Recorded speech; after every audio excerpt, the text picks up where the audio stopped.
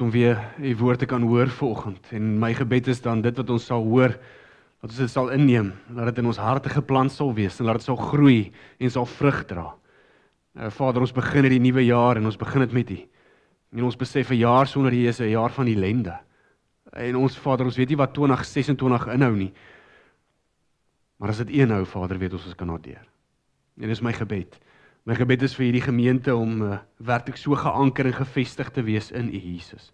En wat U sê, dat ons doen en late sal uitroep en getuig van Christus.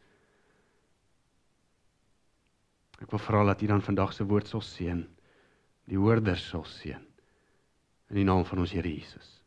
Amen. Dankie, julle is welkom om julle sitplekke in te neem. Dankie vir die musiek.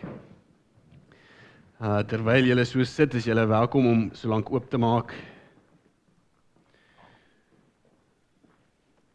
By Hebreërs 2, jy kan so lank al oopmaak, ek gaan hom nie nou lees nie, maar Hebreërs 2, vers 1 tot 3, Hebreërs 2, vers 1 tot 3, as jy jou woord het, ek sal dit ook vir jou op die bord sit. En ek besef Hebreërs 2 vers 1 tot 3 is dalk 'n moeilike boodskap vir die eerste boodskap op die eerste Sondag van 2026, maar terselfdertyd kan ons ook sê dit is dalk 'n moeilike boodskap vir die eerste Sondag vir die eerste boodskap, maar dit is ook 'n nodige boodskap vir die eerste Sondag vir 2026. En ek weet nuwe jaar het baie van ons, nou seker nie almal nie, maar 'n meerderheid van ons het 'n nuwejaarsvoorneme. Is gewoonlik 'n lys van goeders wat ons wil doen, gewig wat ons wil verloor, goed wat ons nie wil eet nie, maar dan het ons ook 'n lys van goeders wat ons nie moet doen nie, goeders wat ons dalk moet vermy. En dis maar hoe dit werk met nuwejaarsvoorneme, is nie dat ons dit altyd reg kry nie, maar dit is goed om dit te hê en om jou mylpale maar te stel. Maar ja, ek dink dit is goed om so 'n lys te hê. En ek het met die nuwe jaar boodskap, ons het 'n nuwejaarsdiens gehad hier by middernag, Woensdag was nuwe jaar.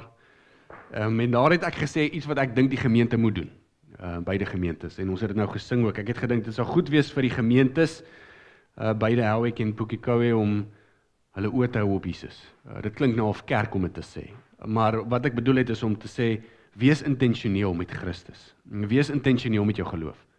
Met ander woorde, gaan uit jou pad uit om Jesus te soek. Dit is iets goed wat jy kan beskryf by jou lysie van iets wat jy moet doen. Soek Jesus aanhoudend, voortdurend en soek Jesus intentioneel. Soos hou aan hom soek en gaan uit jou pad uit om hom te soek. Dis iets wat ons kan doen. Nee, ons kan die lysie tik. Ons kan sê ons doen dit. Nou vandag is daar ietsie wat ek met julle wil deel vir iets wat ons nie moet doen in 2026 nie. Dit is nou die negatiewe kant van ons nuwejaarsvoorneme.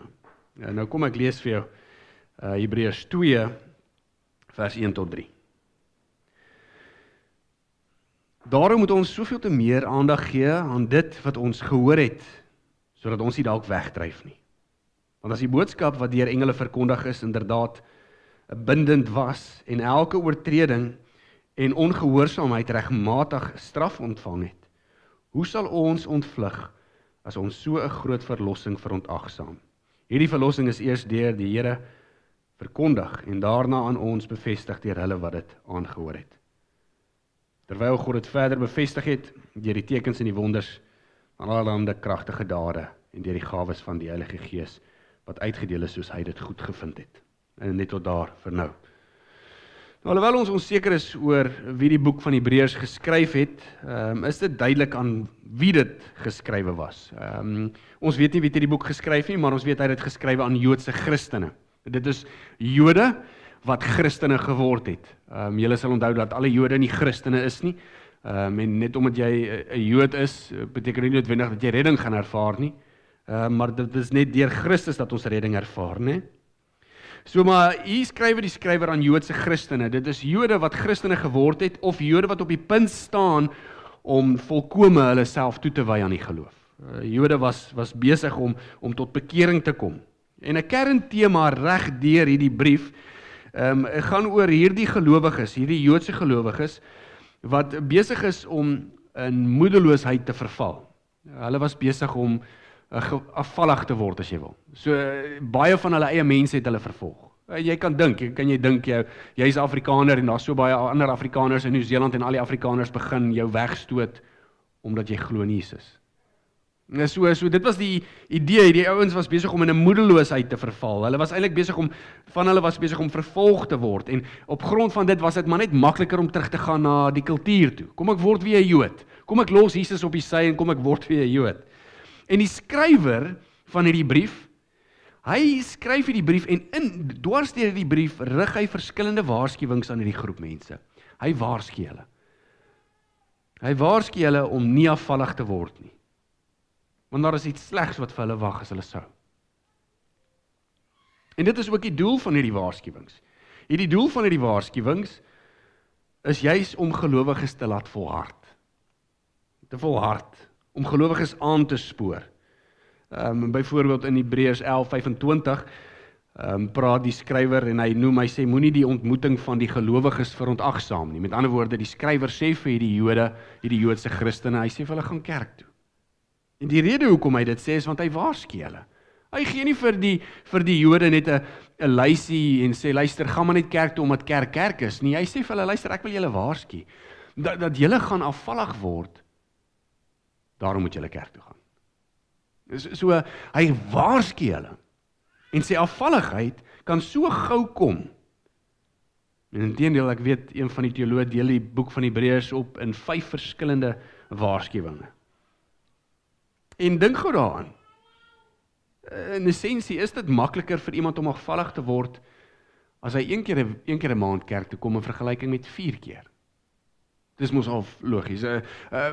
Wie dink jy is meer vatbaar om afvallig te word, om in ander woorde weg te dryf van hulle geloof af? Die persoon wat sê 1 keer in 3 maande kom, of 1 keer 'n maand, of 1 keer in 2 maande, of die persoon wat elke Sondag kerk toe gaan. Dit is wat hy sê. Hy sê dat daar is 'n gevaar. Ek waarsku jou. Ek sê maar om dit te voorkom, kom saam met gelowiges uit. Nou ek is nie 'n aanhanger van Afrikaanse musiek nie. En ek het maar my redes daarvoor. Daar is sekeres wat wel goed is, nee. Of miskien moet ek sê ek is nie 'n aanhanger van Afrikaanse sokkie musiek nie. Nie dat ek 2 linkervoete het nie, jy moet my vrou vra. Maar daar is een Afrikaanse treffer. As ek hom 'n treffer kan noem, nee. Wat eintlik hierdie idee van kerk toe gaan so mooi opsong. Nou ek weet hierdie ou sing nou nie, hy sing oor sy nonna. Hy sing nonna, ek sien jou net op Sondag, die plaas is leeg sonder jou da. En dan dink ek hardloop hy uit rym uit.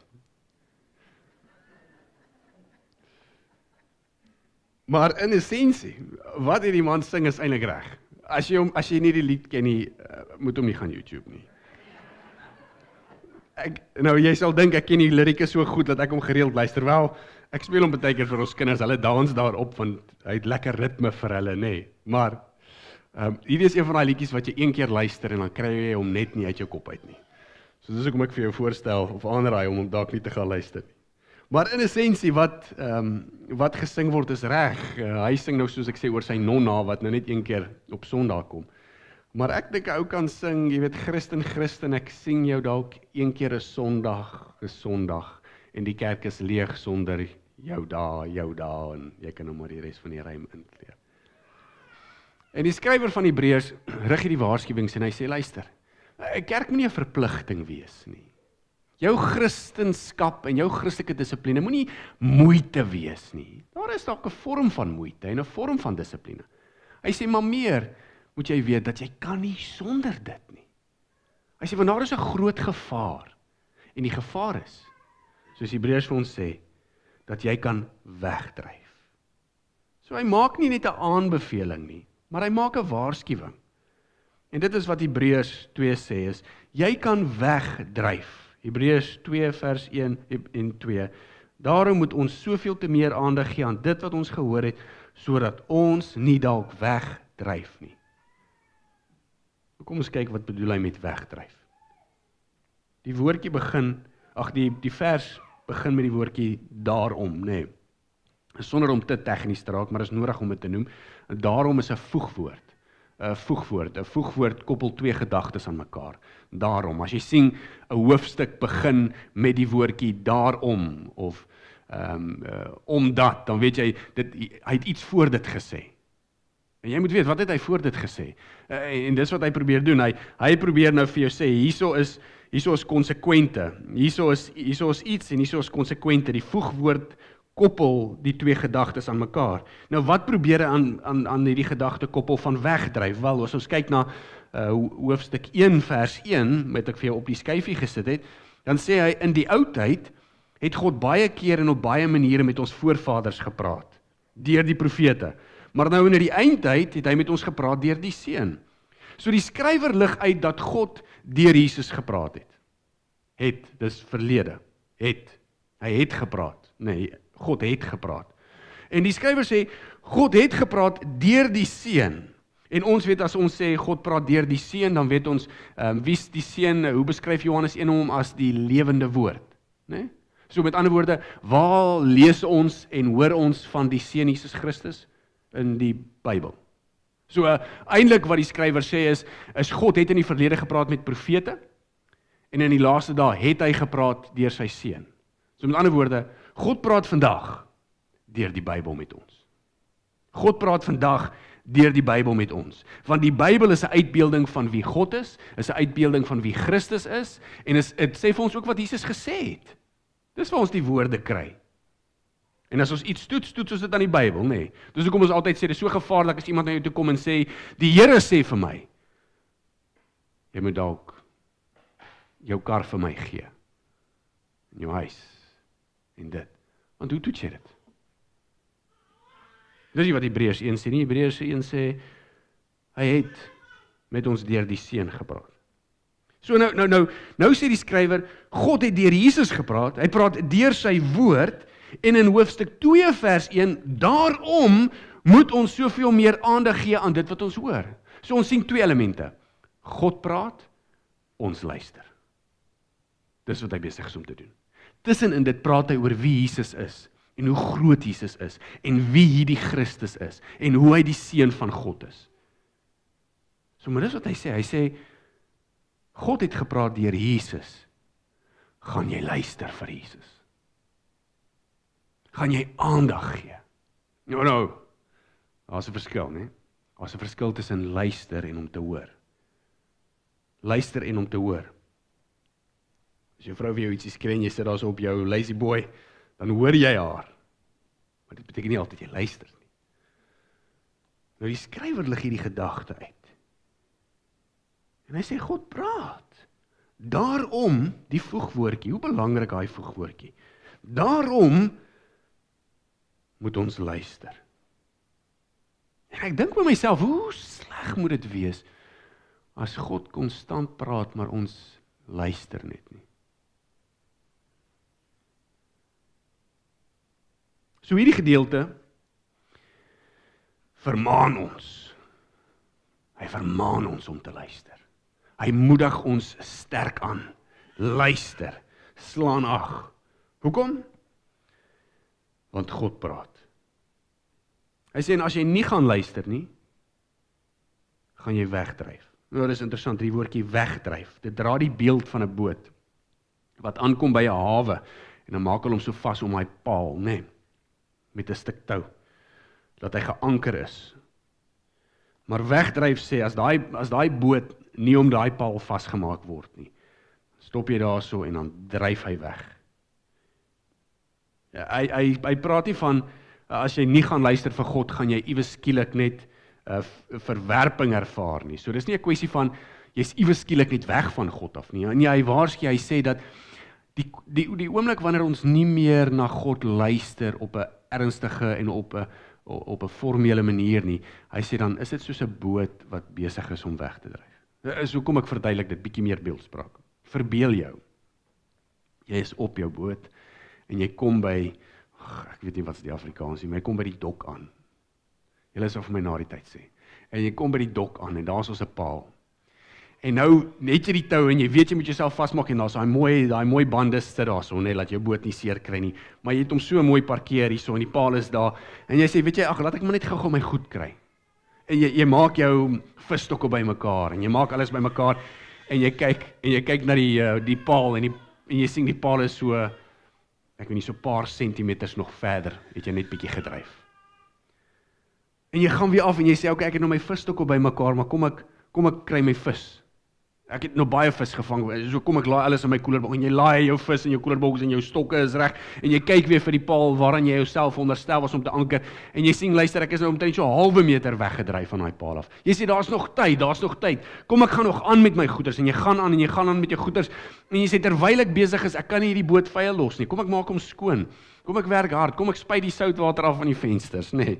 En die oomblik dat jy alles gedoen het, jy is uiteindelik reg om die boot te verlaat, jy het jou vis, jy het jou stokke, jou boot is skoon en jy draai om weer om te kyk na die paal waaraan jy vasgeanker moes wees en jy sien jy is nou 'n paar meter van hom af. En jy het weggedryf. Dis die prentjie wat uitgebeeld word. Die konsep is jy raak baie keer so besig met klein goeders in jou lewe. En dan sien jy die kerk en jy hoor die woord nog gepreek, maar jy gee net bietjie aandag. Jy sê, maar is nog daar. Ek weet nie, die ACK is nog daar, die dominee is nog daar, die kerk is nog daar, my Bybel is nog daar, gebed is nog daar. En jy gaan aan en jy samel goeders in en jy gaar goeders en jy maak skatte bymekaar, jy kry jou vis, figuurlik gesproke, nee. En jy hou aan met die eie persoonlike goeders. En dat tot so 'n mate sê, maar ek weet ek kan bid, en ek weet daar's genade, en ek weet daar's vergifnis, ek ken al die goeders, en wanneer ek reg is, sal ek teruggaan. En die volgende oomblik as jy jou oë uitvee, is 'n paar jaar verby, soos 2025, en hy's verby, en jy kyk terug, en jy soek jou geloof, en jy sê, my magies, maar ek is eintlik so ver van Christus af, en ek is so ver van my geloof af. Wat het gebeur? Jy het weggedryf. Dit is wat hy sê. Hy sê, as ons nie luister nie, dan dryf ons stelselmatig weg. Nie vinnig, iewes skielik as jy weg, jy verloor jou geloof nie. Dit is 'n kwessie van wegdryf. En vers 3 bevestig dit.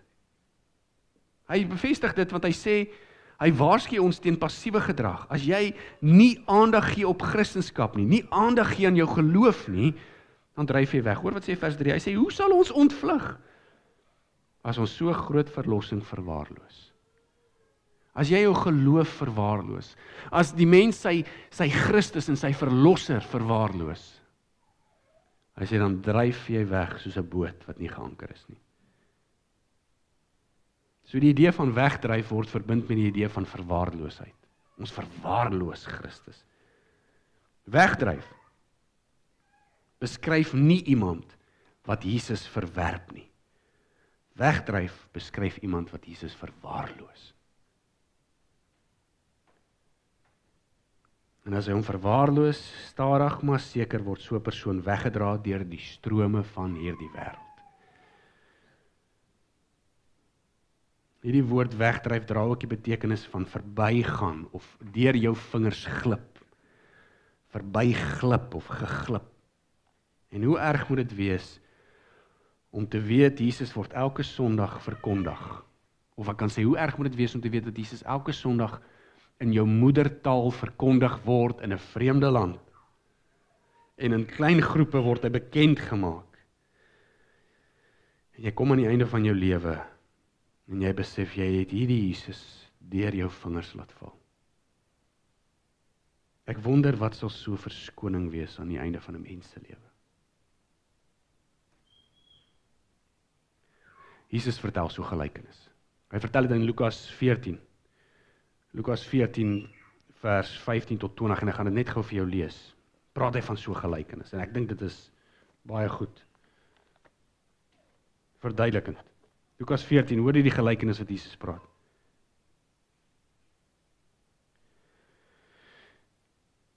Toe sê Jesus vir hom, 'n man het 'n groot feesmaal gehou en baie mense uitgenooi.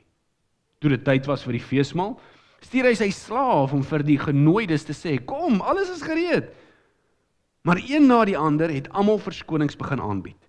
Die eerste een het vir hom gesê, ek het 'n stuk grond gekoop. En die ander, en dit is noodsaaklik, dat ek daarna gaan kyk. Ek vra u verskoon my tog van hierdie feesmaal. 'n Ander een wat genooi was, het gesê, ek het 5 paar osse gekoop, en ek gaan hulle uittoets. Ek vra u verskoon my tog. En nog 'n ander een het gesê, ek is sopas getrou, en daarom kan ek nie kom nie. En met sy terugkeer het die slaaf hierdie dinge aan sy eienaar gerapporteer. Toe het die eienaar van die huis kwaad geword en vir sy slaaf gesê, gaan dadelik uit na die strate toe.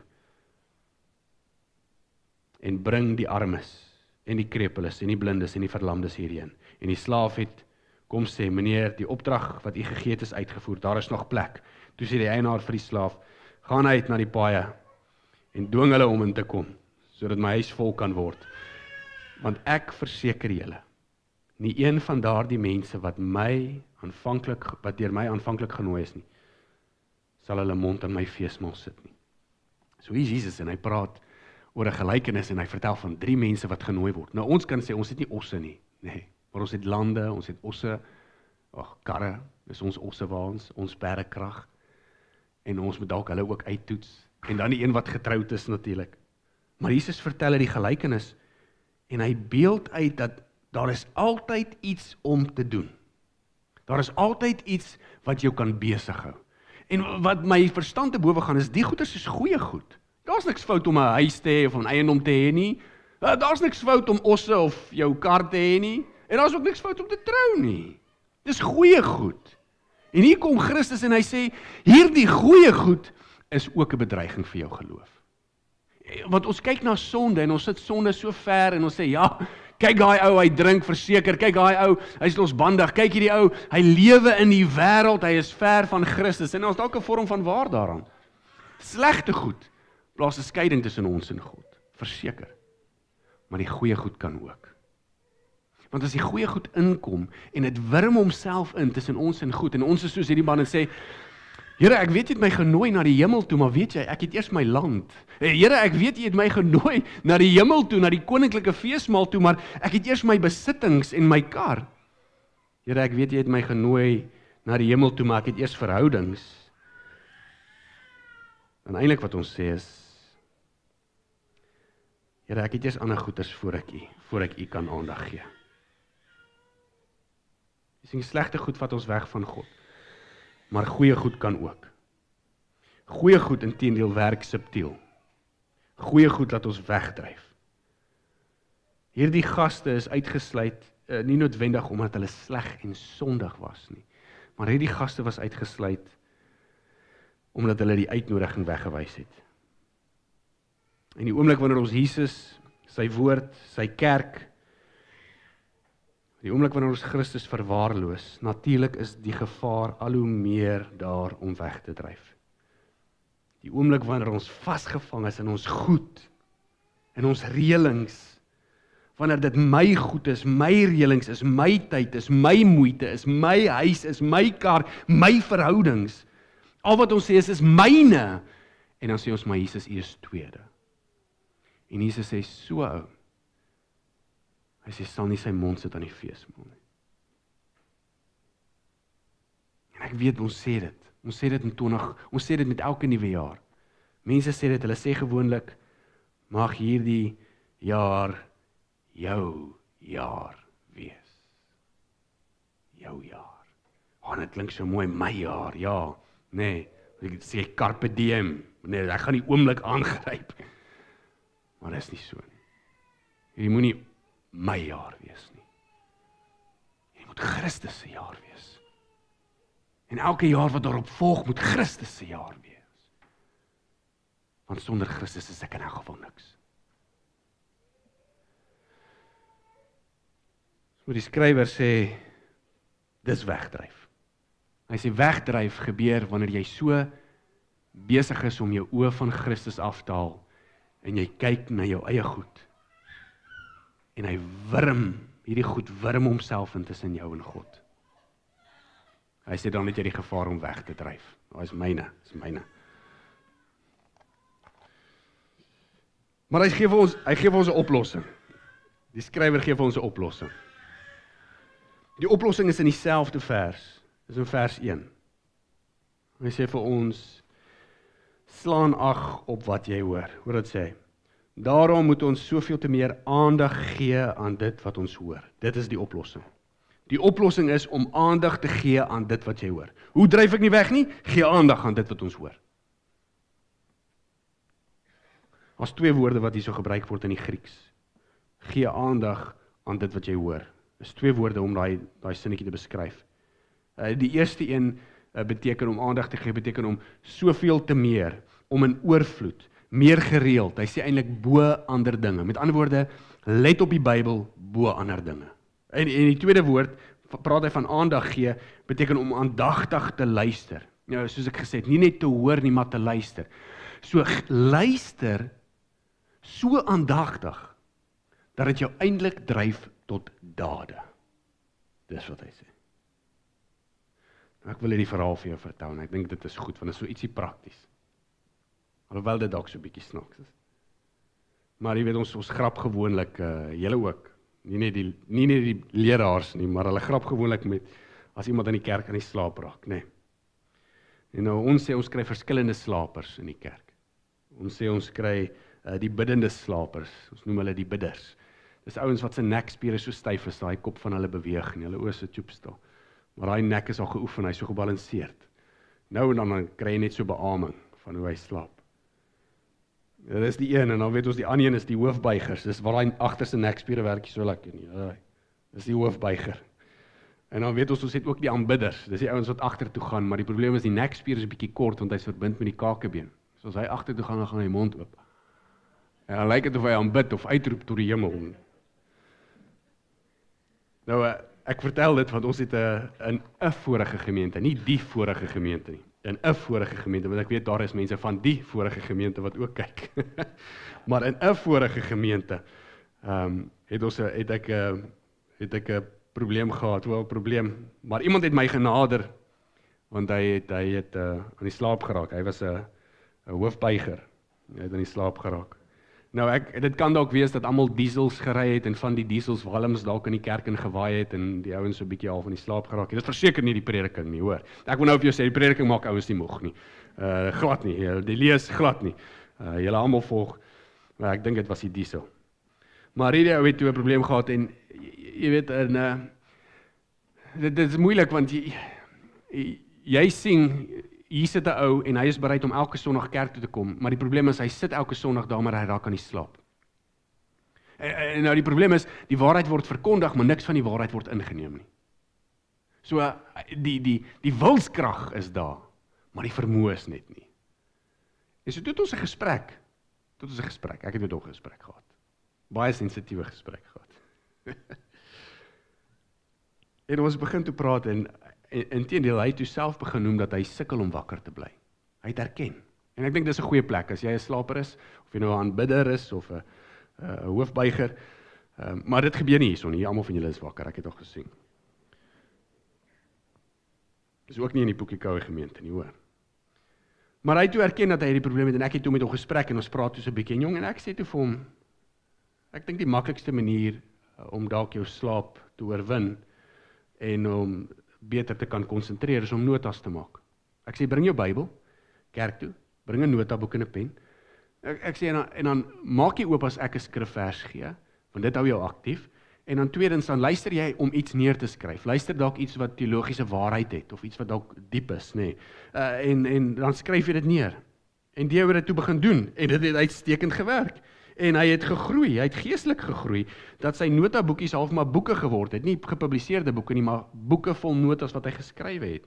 En die ou het so ver gegroei, dat hy in 'n leiersposisie ingegaan het. Omdat die woord verkondig was, maar hy het aandagtig geluister. Hy het geluister om in te neem. Hy het geluister om te ontvang, en hy het geluister om neer te skryf. En dis logies, ons almal moet weet, almal van ons het nie dieselfde aandagspan nie. Baie van ons is meer aandagafleibaar, ek is aandagafleibaar. Dit was nou vir my ongelooflik moeilik toe al toe die babatjies begin huil het. En een van hulle was myne. Ek moet al gewoond wees aan sy huil. Maar ons is aandagafleibaar, en ons almal het dieselfde konsentrasie vermoë nie. Party van ons is nie eens geleer om te luister nie. So, dit is onrealisties vir ons om te verwag dat almal net moet luister en alles inneem. Maar daar moet 'n manier wees hoe ons almal kan wel inneem. Notas. Verseker notas. Ek weet, mans veral is meer visueel ingestel, dis hoekom 'n TV ons so vasvang, nê. En ou wat net heeltyd daar staan en net so praat, veral as ons op so een toon praat en daar gebeur niks, 'n wisselvalligheid van sy stem nie, dan is dit maklik vir 'n ou om weg te raak. Maar notas is 'n goeie manier. En hy doen dit toe. En die vrug was uitstekend. Hy het gegroei. Notas, en na rukkie, daar was nie 'n probleem om hom aan die gang te kry nie, hy het aan die gang gekom. Maar na rukkie toe begin hy al die notas vir my gee. En toe is die probleem om hom te laat stop. So baie mense dink, die kerk moet vermaak. Ons dink, die kerk moet exciting wees. Ja, ligte en 'n rookmasjiene en ons moet julle vermaak. En as dit net nie snaaks genoeg is nie, of net nie vasgevang genoeg is nie, dan is daar net niks in die kerk vir my nie. Maar dit gaan nie oor vermaaklikheid nie. Want weet jy, hoe moeilik sal dit vir my wees om vir 52 sondae, nou is ek alleen, né? Vir 52 sondae, elke keer iets moet uitdink om julle te laat vermaak. Ek voel ek is in die bediening, ek is nie in die sirkus nie. Die doel van prediking en die doel van kerk is om te preek, om te leer, om te verkondig, om te vermaan, om te onderrig. Die doel van die gemeente is om aandagtig te luister en te ontvang dit wat gepreek word. Ek moet seker maak dat dit wat ek sê is waar, reg en in lyn met God se woord. En julle moet my daaraan toets. En die gemeente se verantwoordelikheid is om dit te ontvang. Dis wat Hebreërs sê. Hy sê, luister tot so mate, dat jy dit inneem, en as jy dit inneem, verander dit jou lewe, en as dit jou lewe verander, gaan doen jy dit daar buite. Maar die probleem is, kerke luister net nie altyd aandagtig nie. Moenie laat kerk 'n roetine word vir jou in 2026 nie. Laat dit iets word wat jou aandag vasvang. Gaan koop vir jou notaboekie, dis vir jou 'n verskoning om 'n nuwe Bybel te koop. Gaan koop vir jou 'n Bybel, koop vir jou notaboekie, skryf jou naam op, maak jou notas, skryf die datum, en in die begin gaan dit moeilik wees natuurlik, maar hoe meer jy dit doen, hoe makliker gaan jy sien hoe gaan dit kom. Dis maar net 'n voorstel. Ek verwag nie om julle almal volgende week met notaboekies te sien nie. Maar dis wat die skrywer sê. Die skrywer sê, wegdryf is maklik. Julle onthou met Paulus, toe kom iemand na Paulus toe en Petrus, toe Petrus daai preek gegee het, toe vra hulle vir hom, wat moet ons doen om die ewige lewe te kry? Nee. En so kan ons ook die vraag vra, wat moet ons doen om verlore te raak? En die antwoord natuurlik is niks. Letterlik, niks. Wat wil jy doen in jou geloof om verlore te raak? Niks. Jy kan net terugsit en niks doen nie. Want hoe minder jy doen, hoe makliker dryf jy weg.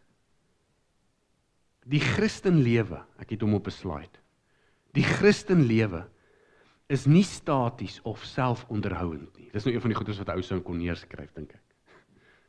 Dit vereis waaksame aandag aan Christus en sy woord. Christenskap roep jou op tot 'n reaksie. En die eerste reaksie is, luister om in te neem. Luister om dit joune te maak. Luister om eienaarskap daarvan te maak. En dit is wat nodig is vir ons om geanker te wees in Christus. Ons moet konstant. Ons moet konstant onsself toets. Ons moet konstant kyk of ons geanker is in Christus. Dis wat Paulus skryf in 2 Korintiërs 13:5. Hy sê, ondersoek jouself of jy in die geloof is. Toets jouself. Kyk. Neem jy in. Verander die woord jou lewe. Spreek dit lewe in jou hart in. My voorstel is, doen dit gouer as later. Begin vandag. Dis 'n goeie tyd om te begin, is die begin van 2026. As daar een voorname is nou om te sê, hierdie jaar wil ek aandagtig luister, ek wil inneem, ek wil die woord van God hoor en ek wil dit inneem. Dit wat verkondig word in waarheid en in suiwerheid wil ek inneem. Weg met die rookmasjiene, weg met die ligte, weg met die vermaaklikheid. Gee my die suiwer Christus van die Bybel. Doen dit vandag. Want Paulus sê in 1 Tessalonisense 5, want julle weet self baie goed dat die dag van die Here soos 'n dief in die nag kom. Wanneer hulle sê daar is vrede en veiligheid, kom daar skielik vernietiging oor hulle. Soos geboortepyn 'n swanger vrou oorval. En hulle sal beslis nie omkom nie. Wegdryf. gebeur sonder dat jy dit besef. Maak dit 'n prioriteit. Ek sluit af. Ek sluit regtig die keer af. Christus sê in sy gelykenis dat verskonings gevaarlik is, want verskonings kan veroorsaak dat ons Jesus mis. En as ons Jesus mis, mis ons sy feesmaal. Daar is altyd 100 ander goed om te doen behalwe kerk. 100 ander goed behalwe te doen behalwe Bybel lees. 100 ander goed om te doen behalwe bid. Daar is altyd iets meer opwindends, altyd iets lekkerder, altyd iets wat minder moeite eis as jou geestelike dissipline. Maar weet, daar is 'n gevaar wanneer jy dit mis. Christus mag nie die Christen se bysaak wees nie. Christus is nie 'n Christen se bysaak nie. Christus is 'n Christen se prioriteit. En Jesus rig die uitnodiging. Hy nooi. Het julle agtergekom in die gelykenis, wie nooi na die feesmaal? Jesus. Jesus nooi jou. Hoe is dit dat jy hier opgeëindig het in Nieu-Seeland in 'n Afrikaanse kerk? Jesus nooi jou. Jesus nooi ons na sy feesmaal. En hy sê, kom sit, kom wees deel. Kom eet. Maar die vraag is, verwerp mens dit? Minag mens dit? Verwaarloos mens Jesus se uitnodiging? Verwaarloos mens Christus? Hierdie oggend, voor jy by daai deur uitgaan, voor jy dalk die TV afsit, sit jou geloof en jou vertroue en jou hoop en jou moeite en jou prioriteite in Christus. En dis al wat ons red vir 2026. En miskien is dit waar jy nou is, of miskien is dit waar jy was in 2025, of ek ergens dalk in die hele verhaal, ergens is jy. En ek wil jou nooi om 2026 nie 'n jaar van wegdryf te maak nie. Maar 'n jaar van intentionele moeite. Ek wil jou nooi om jouself te anker in Christus. En nie is die goeie nuus. Jy doen dit nie alleen nie. Dis hoekom kerk hier is. Doen dit saam met my. Doen dit saam met ons. Doen dit saam met jou geestelike familie. En dit is ook eintlik hoekom die skrywer geskryf het in Hebreërs. Moenie die samesyn van gelowiges verontagsaam nie. Want as jy alleen die Christen stryd, dis die moeilikste stryd vir haar is. Ek sê altyd die moeilikste Christenskap is die Christenskap wat alleen is. Sonder jou broer, sonder jou kerk, sonder jou suster, sonder jou herder. Ek dink baie keer dit is hoekom Jesus ons beskryf het as skape. Skape het 'n neiging om weg te dwaal. Dit is soos daai bekende, ek sklaar reg, daai bekende gesang. Daai Engelse gesang, hy sê, prone to wander, Lord I feel it. Prone to leave the God I love. Here's my heart, Lord, take and seal it. Seal it for thy courts above. Ons het hierdie neiging om te dwaal, hierdie neiging om God te los wat ons lief het. Maar Here, hier's my hart en seël hom.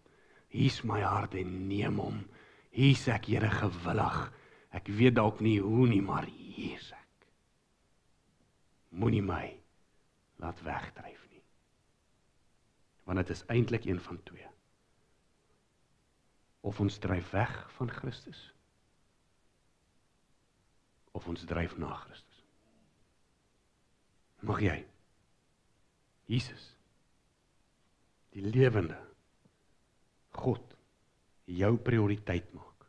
Mag jy soek, mag jy klop, mag jy vra om Christus naby te hê. Want ek weet, hierdie gasheer, hierdie Jesus van ons, hy vind, hy maak oop en hy gee. En hier is die beskrywing van hierdie Jesus, wat ons rots is, in Hebreërs 1, net so voorsmaak. Nou in die laaste dae het hy met ons gepraat deur die Seun, Hebreërs 1. God het hom bestem om die erfgenaam van alles te wees. Trouwens, hy, Jesus, God het deur Jesus ook die wêreld en alles wat daarin is gemaak. hierdie seun weerkaats God se heerlikheid. En hy is die presiese ewebeeld van wie God werklik is.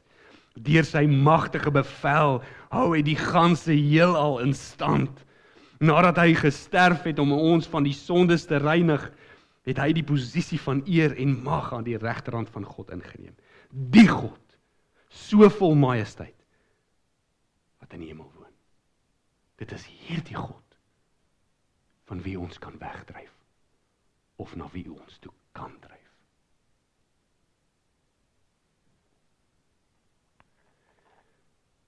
Vader, dankie vir hierdie woord. Here, en is soms moeilik, want ons dryf weg sonder dat ons dit weet. Ons het die neiging om weg te dryf. Maar Vader, as ons daai lied so sing, hier is ons hart, Here, neem dit, beseël dit, en beseël dit vir die hemel daarbo. Vader, my gebed is dat die woord harte sal wakker maak. Ons uit ons geestelike slaap sal druk.